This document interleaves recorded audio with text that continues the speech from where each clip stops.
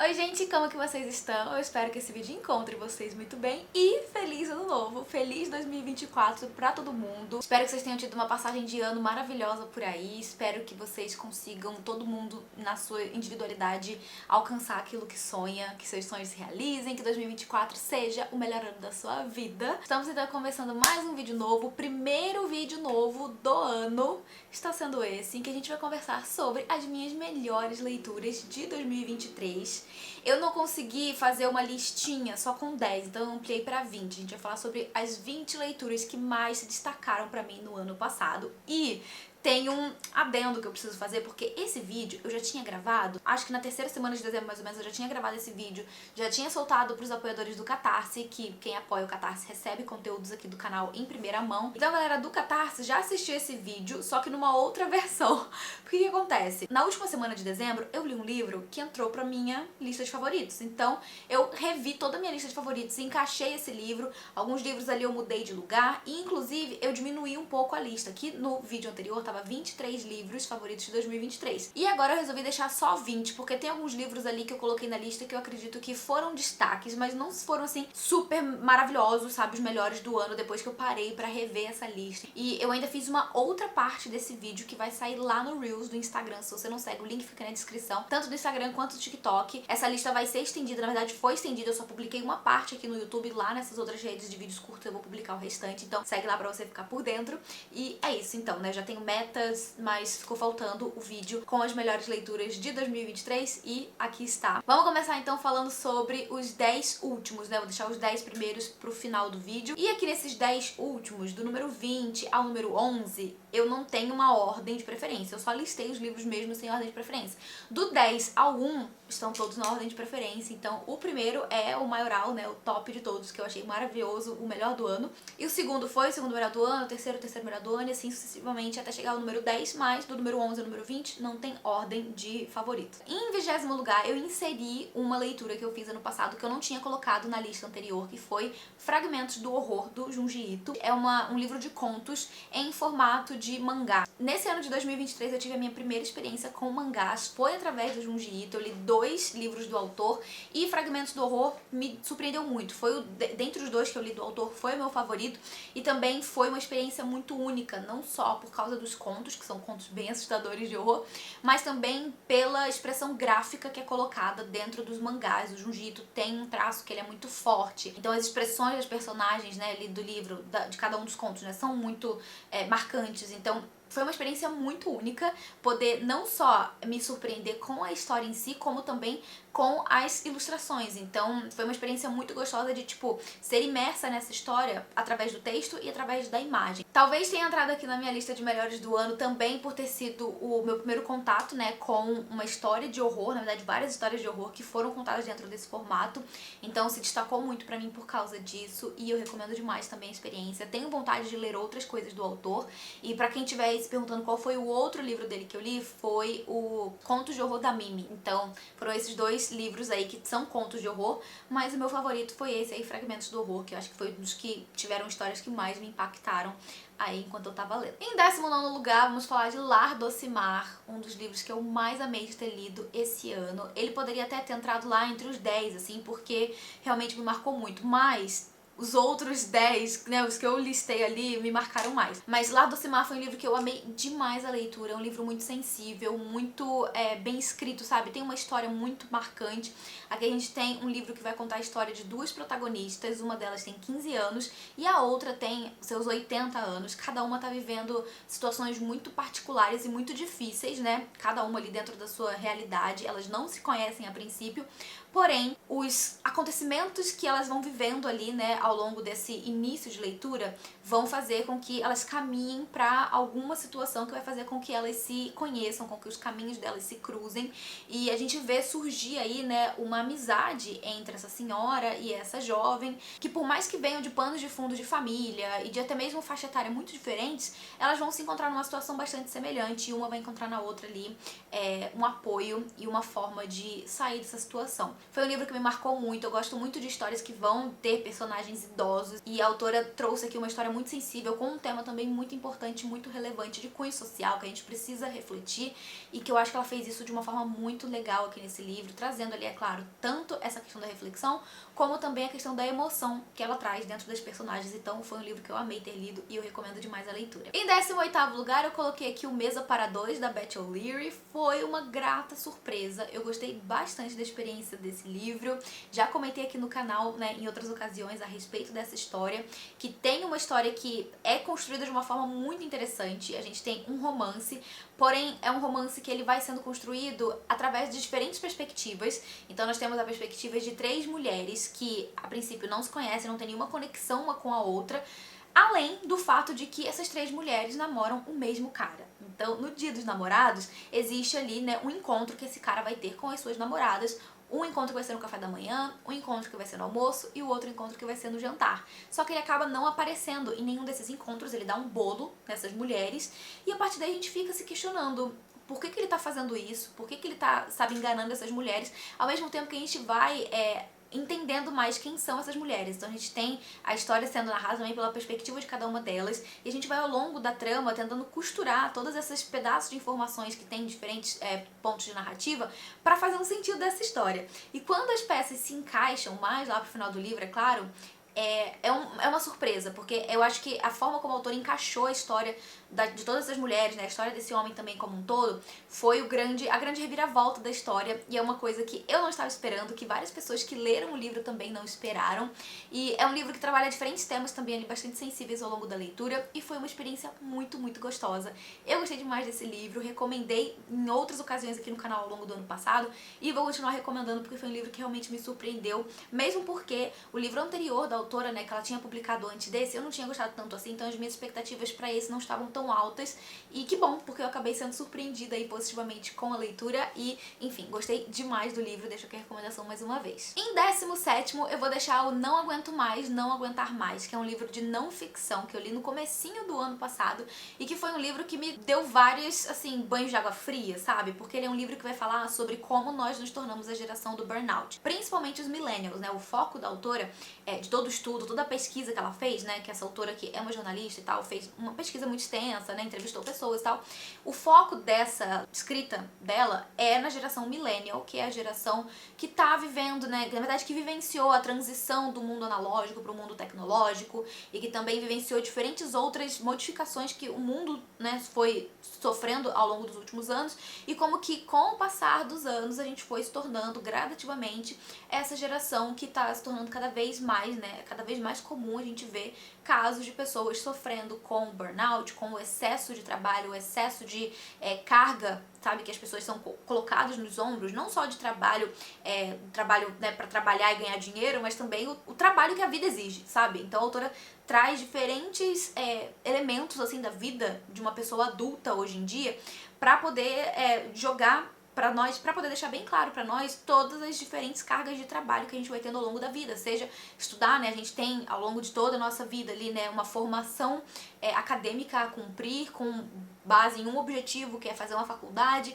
e essa faculdade tem como objetivo te levar para um emprego, e quando você acaba se tornando, né, a pessoa que se formou ali, que está procurando emprego, você vai ver que a faculdade não é necessariamente aquilo que te levaria a ter um bom emprego. Muitas vezes, mesmo com o diploma universitário, você não consegue ter um emprego naquilo que você se formou. E daí a autora também desenvolve outras coisas, né, que são consequências disso, como os subempregos, e como as pessoas vão ficando cada vez mais com mais trabalho extra, né, vai pegando bico, vai pegando coisa para poder fazer e complementar a renda, e enfim, né, é uma geração muito doente mentalmente por conta de todas as cargas que a gente vai colocando ao longo da vida.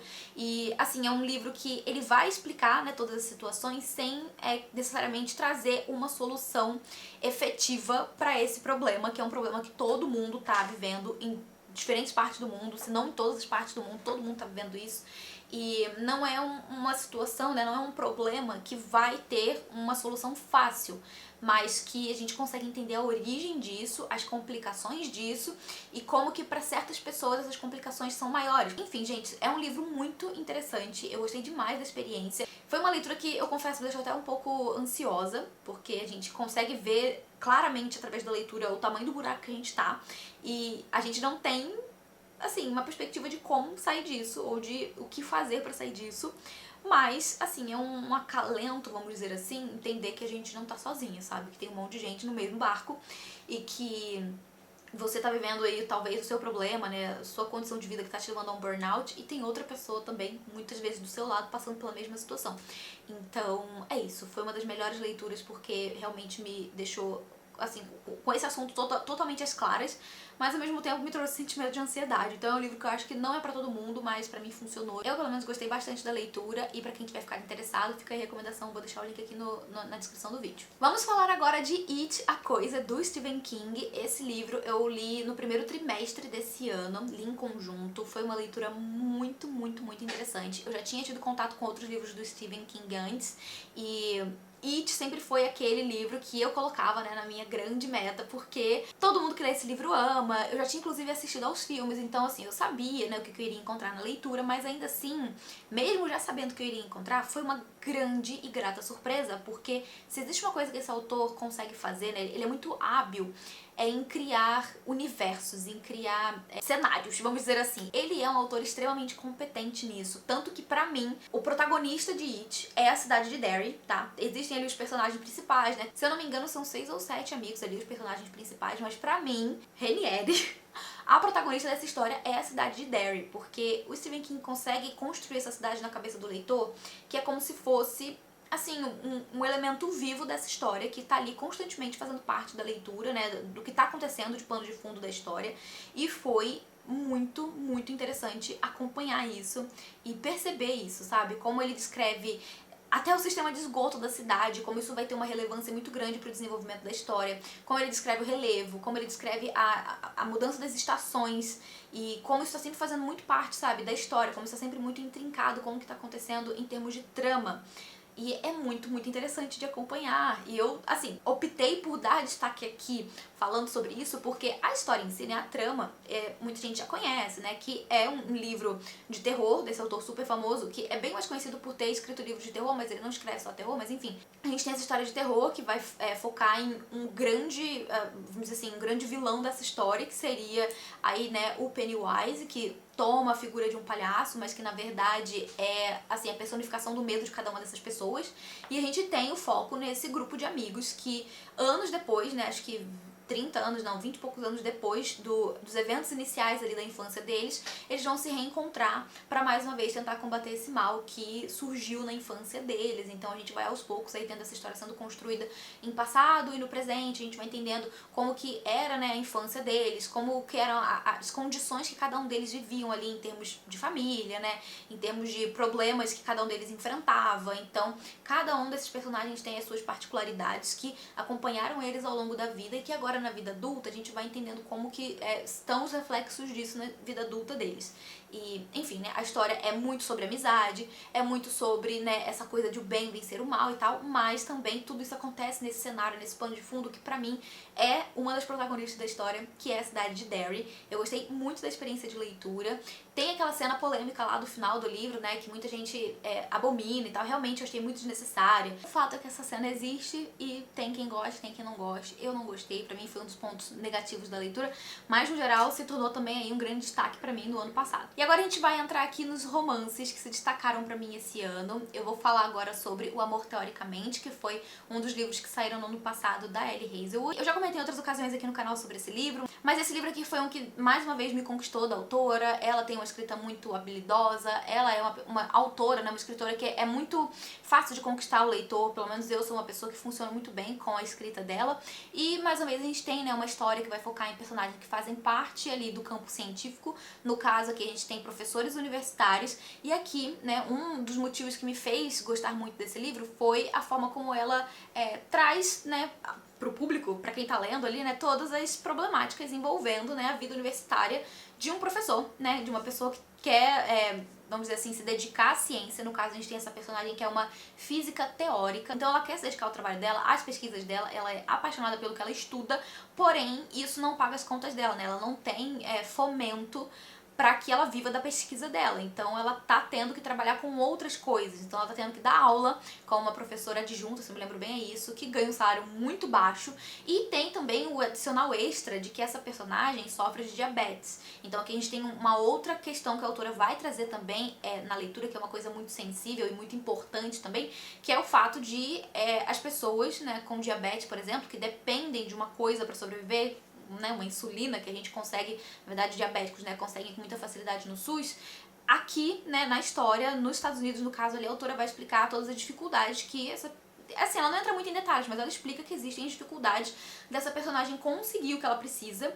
É uma coisa cara, que precisa sair do bolso dela, então além de ela ter que pagar as próprias contas, ela tem que manter, né, o seu estoque de insulina ali frequente. Então é mais um gasto que ela tem que arcar e, assim, o trabalho dela como professora não supre todos esses gastos. Então ela acaba trabalhando como acompanhante de aluguel através de um aplicativo. Não é a mesma coisa que, né, enfim, se vender, mas ela basicamente vende o tempo dela, né, pra poder acompanhar pessoas que precisam do serviço dela. Esse é o contexto da personagem principal e a gente vai conhecer também o protagonista masculino, que é um cara que, assim, a gente vai entendendo ali ao longo da leitura como que eles vão se conhecendo, né, na verdade eles já se conhecem porque ele é irmão de um dos clientes dela, mas o que ela não sabia é que ele é um físico experimental. E a gente vai entender também aí nesse livro que existe uma espécie de intriga, uma rixa entre os teóricos físicos e experimentais, e existe também uma problemática envolvendo esse cara, né, uma coisa que ele fez no passado, que causou, assim, sabe, um burburinho na comunidade científica uns anos atrás. Então tem também essa questão sendo trabalhada.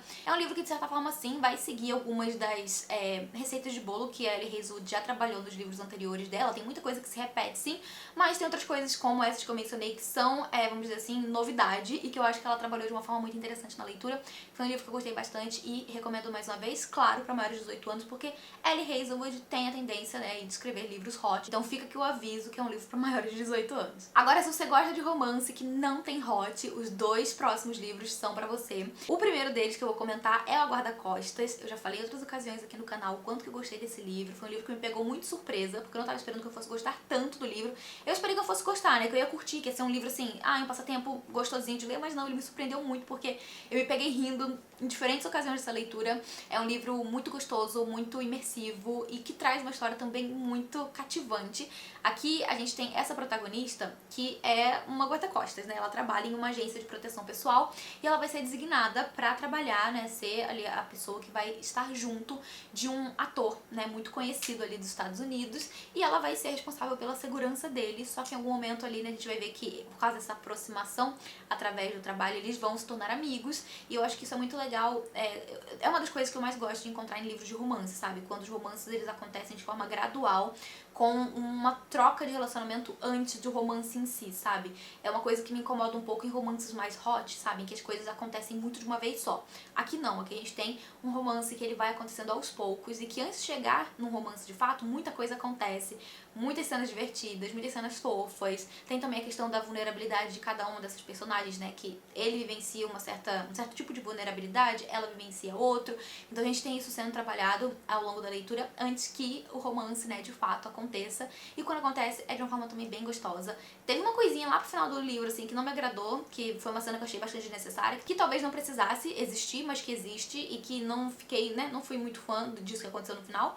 Mas, de um modo geral, foi um livro que eu gostei muito e que eu já recomendei aqui em diferentes ocasiões, e vai ser um livro que eu vou seguir recomendando, porque foi pra mim, assim, uma grata surpresa. O próximo livro, que também foi uma surpresa muito grande, porque eu amei esse livro, foi O Parte do Seu Mundo, da Abby Jimenez. E sim, esse livro, que é de uma das minhas autoras de romance favoritas do momento, não entrou ali entre os 10, porque, né, teve outros livros que eu quis dar prioridade, inclusive um da mesma autora, que vocês já devem saber qual é, mas ele não podia ficar de fora dessa lista de 20 livros, né, que eu mais gostei de ter lido esse ano.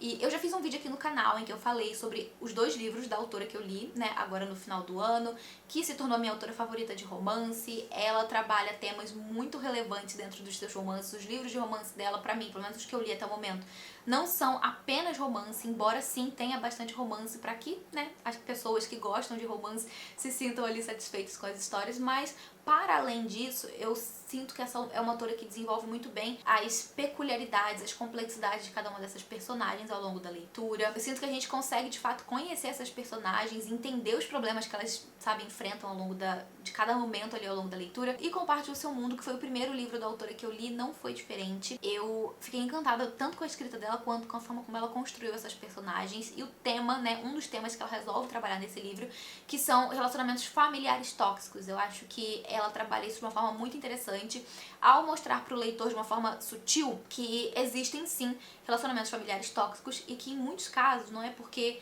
faz parte da sua família, que você tem que fazer o que estão te mandando fazer. Então ela trabalha isso de uma forma muito interessante ao longo da leitura. Além, é claro, de trazer outros temas ali intrínsecos ao romance de uma forma muito leve, muito gostosa, que com certeza vai fazer você se apaixonar pela leitura, mas que também vai trazer ali, né, essas coisinhas extras que fazem com que a gente também pare pra refletir sobre algumas coisas, né, alguns aspectos aí da vida.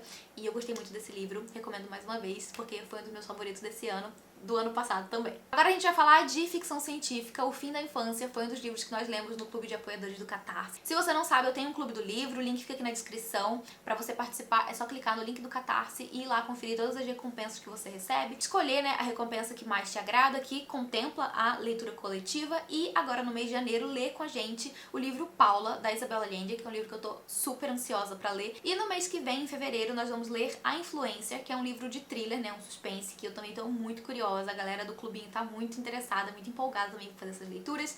E se você quiser ler com a gente, fica aí o convite. Mas enfim, uma das nossas leituras do ano passado dentro do clubinho foi O Fim da Infância, que foi uma ficção científica excelente, que pegou muita gente de surpresa. Até a galera que tem o costume de ler mais romance ficou muito, assim, vidrada na leitura e também muito surpresa com o que a gente encontra ali.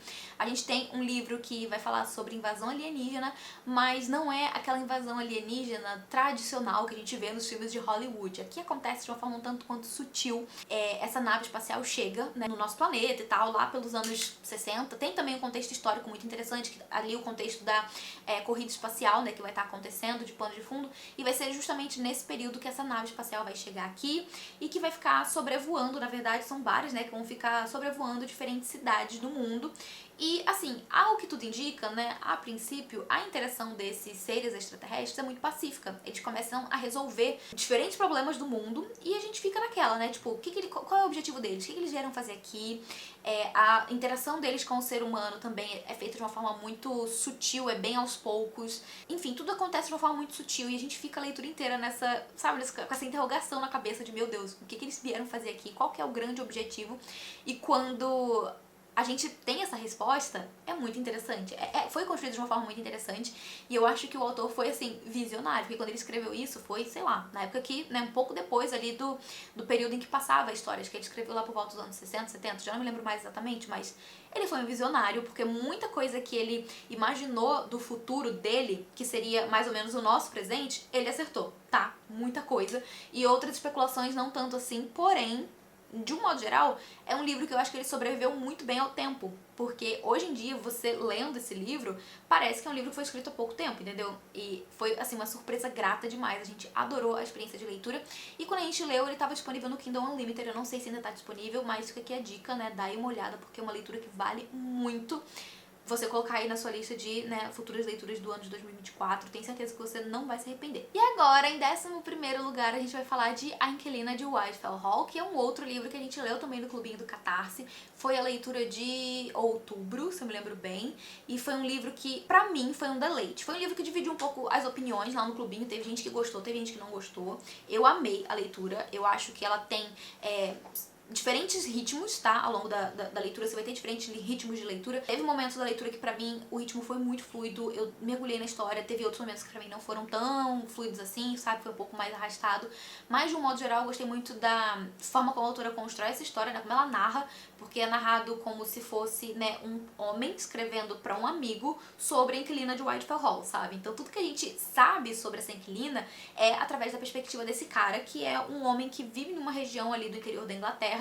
E ele vive próximo, né, a essa casa, que é uma casa muito antiga, um casarão abandonado, que vai passar a ser ocupado pela inquilina de Whitefell Hall e o pequeno filho dela, que é o Arthur. E daí a gente fica naquela, né, tipo, todo mundo que tá ali, sabe, no entorno desse cara, levanta várias especulações sobre quem seria essa mulher, sobre por que ela tá morando naquela casa que, sabe, tá caindo aos pedaços, sobre qual é o verdadeiro passado dela, qual é a história dela, sabe? E ela é uma mulher muito reservada, ela tem ali, eu guardo alguns segredos, né, que, enfim, ela não quer compartilhar. E a gente fica a leitura inteira querendo chegar, sabe, ao cerne da questão e descobrir qual é esse segredo que ela guarda, o que fez ela chegar até ali, de quem que ela tá se escondendo, o que tá acontecendo na vida dela, sabe? Então a gente fica naquele... A fofoqueira dentro da gente fica naquela curiosidade. E aos poucos, essas informações são trazidas pra nós através da perspectiva, né, desse homem. E daí, um pouco depois, o livro, né, a narrativa, na verdade, muda da perspectiva dele pra uma perspectiva de diário, que é quando essa inquilina vai estar escrevendo ali no seu diário e ele, né, teria recebido esse diário e a gente estaria lendo junto com ele, tecnicamente. Então, assim, foi um livro que foi construído de uma forma muito interessante, muito intrigante. Eu amei todas as questões que a autora trouxe pra essa história, porque é um livro que é muito à frente do tempo dessa autora, né, que, enfim, já naquela época, século XIX, trouxe um tema que pra sua época era muito tabu, mas que hoje é mais naturalizado. A decisão que ela tomou, né, lá no século XIX aconteça hoje, então, pra nós, né, hoje em dia é mais naturalizado, mas pra aquela época foi realmente uma coisa bem escandalosa, e eu terminei o livro achando essa autora muito corajosa de ter tido, sabe, o ímpeto de escrever uma história sobre essa temática, que pra sua época foi um grande tabu. Então, foi mais um livro de mais uma irmã Brontë que eu li e que eu amei e que entrou pra minha lista de livros favoritos do ano.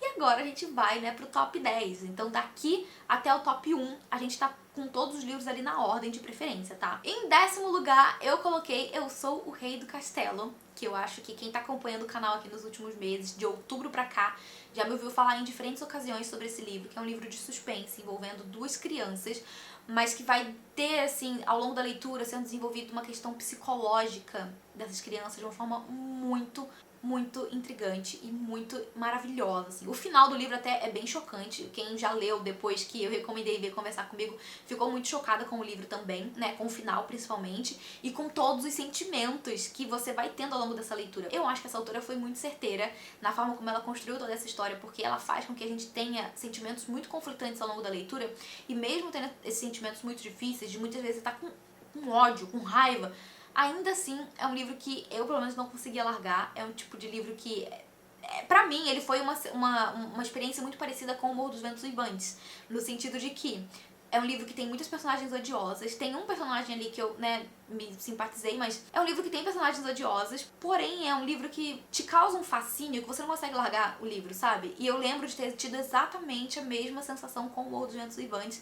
Eu detestava aqueles personagens, porém a história era tão intrigante, tão fascinante, que eu não conseguia largar. E pra mim foi exatamente a mesma coisa com Eu Sou o Rei do Castelo. Com certeza foi um dos melhores livros que eu li esse ano e eu vou continuar recomendando por muito tempo, porque foi um livro que me pegou total desprevenida. E eu acho que pra quem gosta de suspense, pra quem gosta de livros envolvendo crianças e tal, e que gosta de histórias que vão desenvolver mais esse teor psicológico, esse livro aqui é a escolha certa pra você, coloca já na sua lista. Em 9º lugar, eu coloquei ele, Os Quatro Ventos, da Christine Hanna. Meu primeiro livro da Christine Hanna foi um livro que, inclusive, eu ganhei de presente, e ele tava aqui na minha estante há algum tempo sem ler, eu aproveitei e liquidei essa leitura agora em 2023, e foi um livro maravilhoso. Eu já tinha visto outras pessoas recomendando, falando muito bem, e de fato, assim, foi uma experiência incrível. Aqui nós temos um livro que ele é uma ficção histórica, que vai se passar no período ali do século XX, mais ou menos, nos Estados Unidos, e a gente vai ter aquela grande depressão, né, que foi a queda da Bolsa de Valores, que influenciou o mercado financeiro no mundo inteiro. Muita gente faliu, muita gente quebrou, bancos quebraram e muita gente passando muita fome, enfim. Todo esse contexto das consequências da quebra da Bolsa estão presentes nesse livro. Porém, não só isso, a gente tem também aqui um outro acontecimento que rolou ali na região onde a história se passa, que é no Texas, e não só no Texas, né, mas outras regiões ali também no entorno, que foram as mudanças climáticas que estavam acontecendo naquela época, diferentes situações que fizeram com que as plantações não vingassem, com que fazendeiros, as pessoas que vivem da terra, se encontrassem numa situação muito difícil. E é até muito angustiante enquanto você tá lendo que frequentemente aconteciam desastres ambientais, um pior do que o outro, sabe? Chuva de areia, toda hora vindo uma chuva de areia que passava, destruía tudo, plantação que não ia pra frente, chuva que não vinha, e aquela agonia, sabe? Aquela angústia de, tipo, as pessoas dependerem disso e não conseguirem, sabe, contornar a situação, porque é algo que tá além deles. E eu não consegui não fazer um paralelo com o nosso presente, né, que a gente tem diferentes situações terríveis envolvendo as mudanças climáticas do nosso momento atual, em que a gente se vê nessa situação que a gente não tem muito o que fazer, sabe? Ai, tá vindo uma tempestade, vai causar enchente, vai causar estrago, vai, sabe, levar um monte de coisa embora, vai inclusive ceifar vidas. E assim, o que a gente pode fazer nós, né, seres comuns, assim, o que a gente pode fazer? A gente tem que só sobreviver, tentar sobreviver e tentar contornar as situações. Então eu não consegui não fazer um paralelo com o nosso momento atual, mas aqui eu já tô me adiantando também, né, porque eu tô falando sobre os elementos que a gente encontra nessa história. Porém a gente tem uma personagem principal que a gente acompanha ali a história de vida dela desde que ela era uma jovem, que tava na casa dos pais ainda, um acontecimento muito grandioso que vai mudar a vida dela completamente, vai fazer com que ela seja expulsa de casa e a partir daí ela vai viver, né, começar realmente a viver a vida e ter as suas próprias experiências de vida. E é acompanhando essa personagem que a gente acompanha todos esses acontecimentos, né, que vão, enfim, né, acontecendo ali conforme ela vai crescendo. Como, por exemplo, a queda da bolsa, como, por exemplo, essas questões dos, né, desastres climáticos que ela vivenciou e outras questões também que vão sendo desenvolvidas ali ao longo da leitura. Tem também um contexto político de pano de fundo que é bem interessante. E tudo isso, né, todos esses elementos que eu considero muito incríveis, muito ricos, né, narrados de uma forma muito rica nessa história, vão acontecendo tudo de pano de fundo, sabe? Acompanhando essa personagem, não é como se isso tomasse protagonismo, embora esse protagonismo esteja refletido na personagem, sabe? Do que tá acontecendo na vida dela. Então, assim, foi um livro que eu amei ter lido, foi uma leitura muito interessante, eu fiquei bastante surpresa, porque eu não tava esperando encontrar tudo isso aqui, e foi uma surpresa grata demais. Eu fiquei muito feliz com essa leitura. E pude também desencalhar ele aqui da minha estante. Eu não tirei nenhum livro, porque a minha estante está arrumadinha, gente. Eu arrumei a minha estante já no final do ano, então ela está arrumada. E esses livros que eu tô mencionando pra vocês estão colocados em lugares muito difíceis, então é isso. Saibam que eu desencalhei esse livro aqui da minha estante e se tornou também aí um dos melhores livros de 2023, com certeza. Em oitavo lugar, vamos conversar sobre Bem-vindos à Livraria Hyunandong. Eu falei em outras ocasiões aqui no canal também sobre esse livro.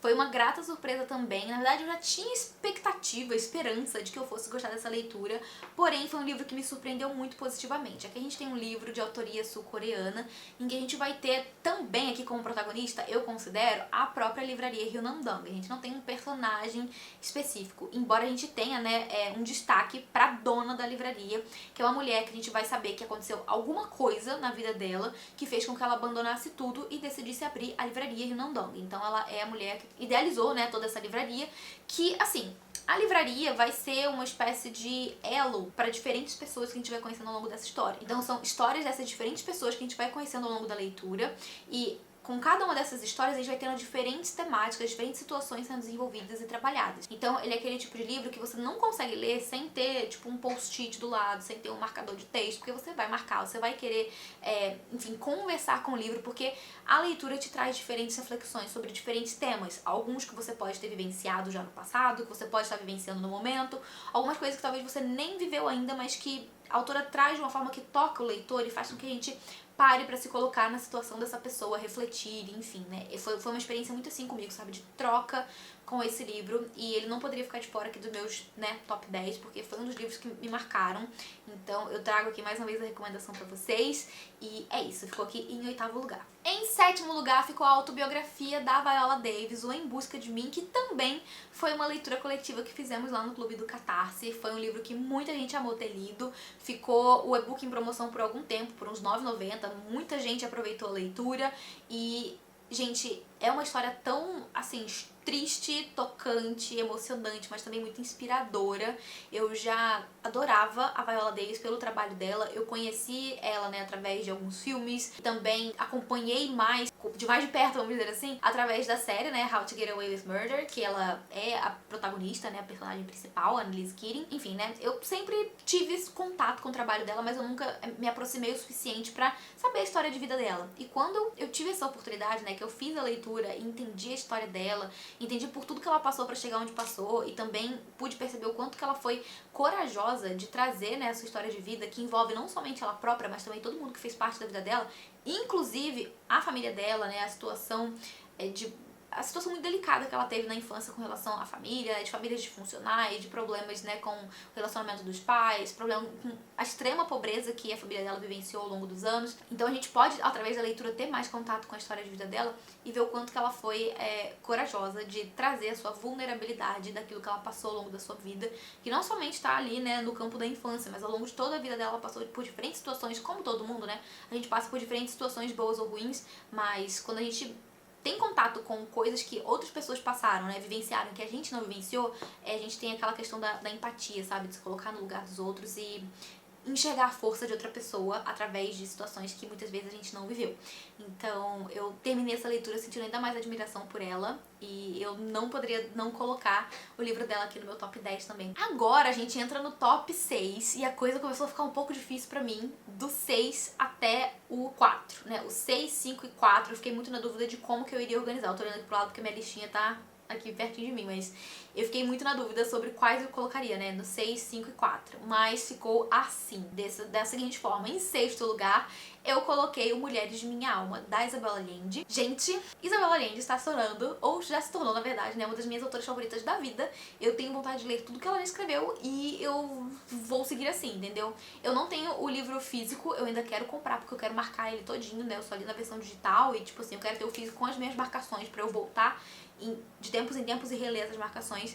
Mas aqui a gente tem um livro curtíssimo, ele tem, sei lá, 150 páginas, nem isso, tem bem menos de 200 páginas, e é um livro de não ficção, né, são textos que a autora vai escrevendo, cada capítulo ali é um texto sobre uma diferente situação, uma diferente temática, e que a autora vai, de certa forma, homenagear as mulheres que fizeram parte da vida dela e toda a experiência de vida dela também com essas mulheres, né, coisas que ela aprendeu ao longo da vida, coisas que ela vivenciou, sendo, né, uma mulher que, assim, cresceu em um lar latino, em que certas tradições deviam ser seguidas, e como que ela falava que quando ela era criança, né, na criação dela, comportamentos que quando vistos nos irmãos eram virtudes e que quando vistos nela eram, né, uma coisa a ser podada. Então foram várias coisas que essa autora, né, de quase 90 anos vivenciou ao longo de toda a sua existência que foram marcando ela, e toda essa leitura é uma espécie de homenagem às mulheres que fizeram parte disso, inclusive a filha, inclusive a mãe dela e diferentes outras pessoas também, e ela própria, né, a sua própria experiência de vida com diferentes questões aí ao longo da vida.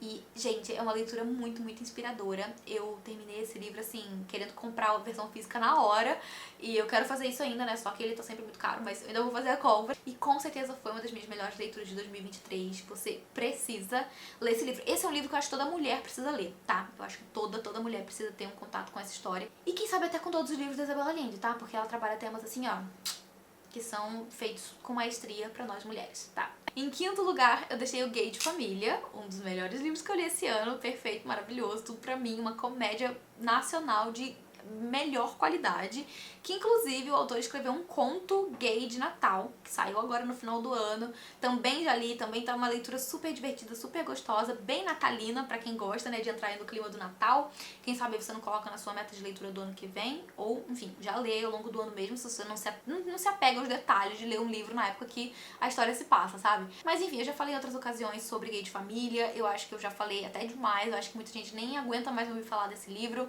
Eu tô o tempo todo na internet recomendando esse livro pra várias pessoas. Inclusive eu dei esse livro de presente pra várias pessoas agora no final do ano, no Natal. Então assim, gente, é um livro perfeito, comédia, daquelas que você gargalha.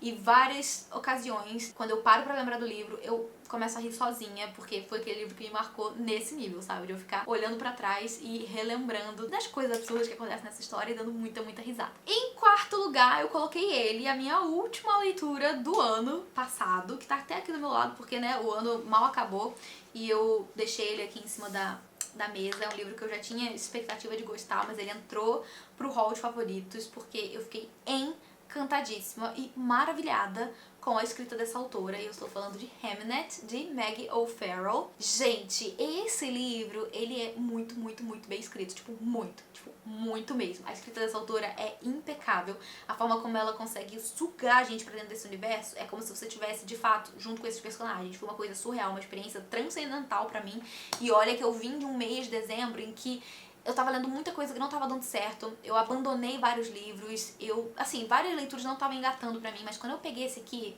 eu só queria ler o livro, entendeu? Aqui a gente tem essa história que ela vai ter algumas coisas de verdade, sabe, autobiográficas de William Shakespeare, embora William Shakespeare não seja o protagonista dessa história. E eu considero que nem Hamnet é o protagonista dessa história. Aqui a gente conhece a história da família Shakespeare, né, família de William Shakespeare, e a gente vai ter, assim, resumidamente, né, a história desse filho, né, de como essa família perdeu essa criança e como a perda do filho teria inspirado Shakespeare a escrever a peça Hamlet, que foi uma das peças mais famosas de todo o trabalho dele, até hoje é reencenada e tem histórias que são inspiradas nessa história, enfim, né, foi uma história que marcou gerações mesmo, então foi um dos principais trabalhos do autor ao longo de toda a sua carreira, e a gente conhece a história já aqui no começo do livro com a narrativa partindo do que tá acontecendo na vida do Hamlet no presente, sabe? Então a gente tem essa história que é narrada em terceira pessoa e a gente vai tendo a narrativa intercalando entre passado e presente. No passado a gente conhece como que os pais, né, quem eram os pais de Hamlet, como que eles se conheceram, a mãe dele ali, né, a Agnes, que inclusive tem uma nota da autora aqui no final do livro que é bem interessante, se você for ler, não deixa de dar uma lida na nota dela, em que ela vai falar sobre questões, assim, verídicas da família, sobre como a Agnes, que é a esposa do Shakespeare, ela era muito conhecida, parece popularmente, como Anne. Muita gente chamava ela de Anne, alguns registros atuais estão como Anne. Porém, ela fala aqui, ó, que a maioria das pessoas conhece sua mãe como Anne, mas ela foi chamada pelo próprio pai, Richard Hathaway, em seu testamento de Agnes, e decidiu seguir seu exemplo. Então foi uma decisão que a autora tomou de seguir com o nome da personagem, né, da mãe ali, da matriarca da família, com o nome que o próprio pai dela teria escrito no registro de nascimento dela. E existem coisas que foram registradas, né? Tudo isso aqui, né, quer dizer, boa parte das coisas envolvendo a árvore genealógica da família era registrado. Então, existiam os registros de nascimento e de óbito. Então, é possível acessar o registro, por exemplo, da morte do Hamlet. Só que ela diz aqui que a morte do Hamlet, ela não encontra a causa, sabe, da morte, só o ano. Então, ela meio que parte de acontecimentos verídicos da família Shakespeare pra imaginar e romancear essa história. Então ela vai criar aqui uma história que não necessariamente aconteceu da forma como ela escreveu. Alguns fatos são sim verídicos, outros foram invenções da cabeça dela, e ela fez isso de uma forma tão espetacular, tão assim incrível. A gente tem uma aura um pouco de, vamos dizer assim, mística envolvendo a Agnes, como que ela, assim, teria existido alguns mitos de que ela seria uma filha da floresta. Aí tem também uma questão envolvendo o fato de ela ser uma mulher que ela tem essa conexão, é o que eles chamavam de bruxa na época, né? Ela tem essa conexão com a natureza, com a floresta, com as ervas que, né, são pra curas ou pra venenos. Então, aquela coisa, né, de a dose é o que diferencia o veneno do remédio. Então ela é uma pessoa muito, sabe, conhecedora, assim, das ervas e das plantas e de o que usar com o que. Ela também tem a questão de ter uma sensibilidade pra saber, vamos dizer assim, coisas que vão acontecer no futuro, ou coisas que estão acontecendo no passado que ela não necessariamente sabe porque ela viu ou porque contaram pra ela, mas porque ela tem, sabe, esse sentimento de que tem alguma coisa acontecendo. Então, existe toda essa questão mais, vamos dizer assim, mística envolvendo a personagem, que é trabalhada de uma forma excelente ao longo da leitura. Então, é um livro que vai falar sobre, muito, né, sobre essa construção dessa família, sobre cada particularidade de cada um desses personagens de uma forma muito, muito incrível, mas também vai falar muito sobre, né, a questão da peste, vai falar também muito sobre luto. Assim, uma parte boa do livro fala bastante sobre luto, e é muito tocante essa parte, né, pode ser difícil para alguns leitores, inclusive, né, principalmente para quem já perdeu um filho, mas toda a história se baseia, né, nesse grande acontecimento que teria mudado a vida da família e que teria influenciado Shakespeare a escrever a peça Hamlet, que foi, né, como eu falei, uma das principais peças de todos os tempos. Então foi uma leitura excelente, excepcional, foi a minha última leitura do ano e eu fechei o ano muito bem, porque, sério, assim, a escrita dessa autora, eu nunca vou deixar de mencionar a escrita de Maggie O'Farrell, que, assim, foi, sei lá, ela foi magistral aqui, ela escreveu de uma forma muito, muito interessante. Agora a gente vai pro meu top 3 melhores livros do ano, e quem tá acompanhando aqui o canal ao longo do ano já vai saber de vários deles, se não todos os 3, talvez não na ordem, mas já sabe que eles vão aparecer aqui. Em terceiro lugar, vamos falar de Para Sempre Seu, que foi o melhor romance que eu li esse ano. Mais uma vez, Abby Jimenez, eu falei que ela ia aparecer aqui de novo. E como eu já falei também, tem um vídeo aqui no canal com mais detalhes falando sobre a minha experiência com a autora. Também falando em mais detalhes sobre cada um dos livros, sem spoiler, então eu recomendo que assistam o vídeo. E aqui a gente tem um livro, gente, que ele, assim, vai trabalhar tanta coisa ao longo dessa leitura, porém existem algumas temáticas que são principais, que eu acho que a autora traz dentro do livro de uma forma muito interessante, que são, a primeira delas, assim, que eu acho uma das mais importantes, a conscientização da importância da doação de órgãos. É maravilhoso a forma como ela traz isso aqui no livro. E em segundo lugar, também eu acho que é muito importante, muito interessante como ela trabalha a questão da ansiedade social que ela vai desenvolver em uma das personagens, como que a ansiedade social funciona e como que pra uma pessoa que não convive com isso, sabe, que não tá vivendo com isso na pele, pode às vezes parecer que a pessoa tá com frescura ou tá, sabe, fazendo doce, quando na verdade é assim, é uma coisa muito mais complexa. E ela destrincha isso, ela se detalha muito nisso através de um personagem.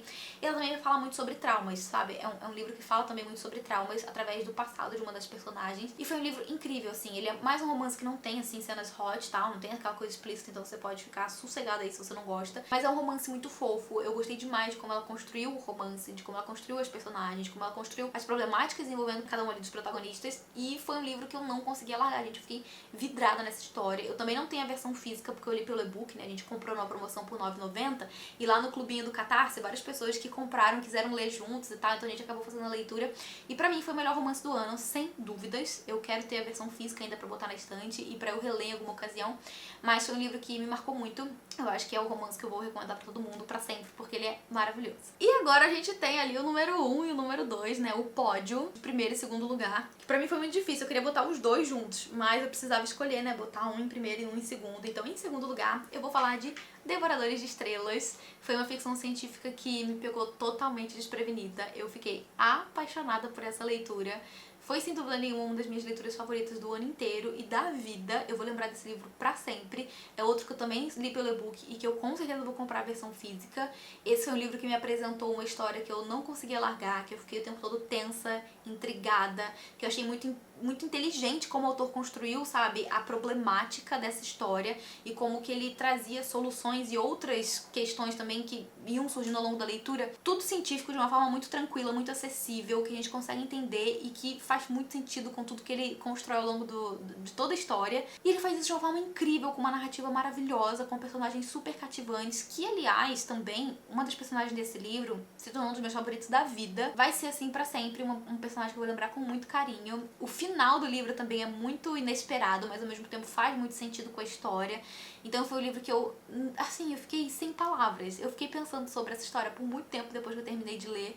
E esse pra mim, assim, é um sinal de que foi uma leitura que me marcou profundamente, sabe? Porque eu não conseguia parar de pensar nessa história por muito tempo. E até hoje, assim, existem cenas, né, meses depois de eu ter terminado o livro, existem cenas que estão tão vívidas na minha cabeça que é só eu falar do livro que eu lembro com exatidão como que eu imaginei, sabe? É uma história que eu espero muito que em algum momento seja adaptado pro cinema, porque daria um filme incrível, se fosse adaptado por uma pessoa decente, né? Ia dar uma história incrível pro cinema, né? Um filme incrível. Mas, enfim, foi sem dúvida um dos meus favoritos do ano, da vida. Eu vou continuar recomendando por muito, muito, muito tempo, porque ele é maravilhoso.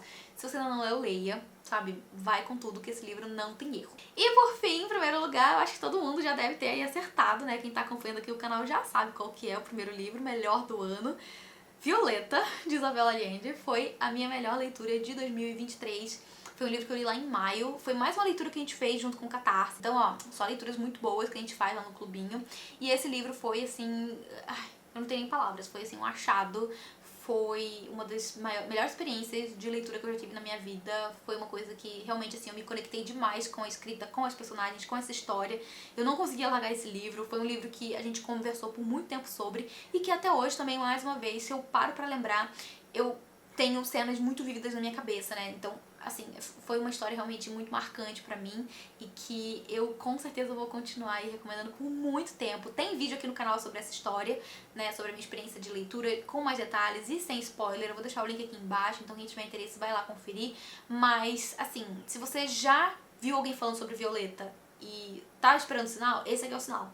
Se você ainda não ouviu alguém falando sobre Violeta, nunca ouviu falar e tá procurando uma leitura aí pra começar muito bem esse ano de 2024, tá aqui Violeta também. Então pega esse livro pra ler, que eu tenho certeza que você não vai se arrepender. E eu acho que depois que você ler Violeta, você vai querer ler tudo que Isabella Allende já escreveu na vida dela, tá? Então deixa aqui a recomendação maravilhosa, essa autora incrível. E é isso, gente. Fechamos então os meus 20 livros favoritos de 2023, as minhas melhores leituras, as mais espetaculares, aquelas que mais marcaram e que eu mais vou continuar recomendando pra sempre.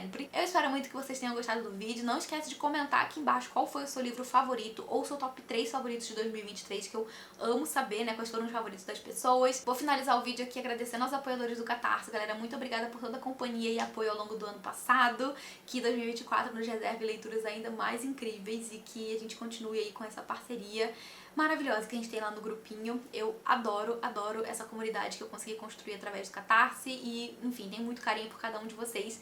Muito obrigada por tudo, de todo o coração. A gente se vê no próximo vídeo. Um beijo grande e até lá. Tchau, tchau.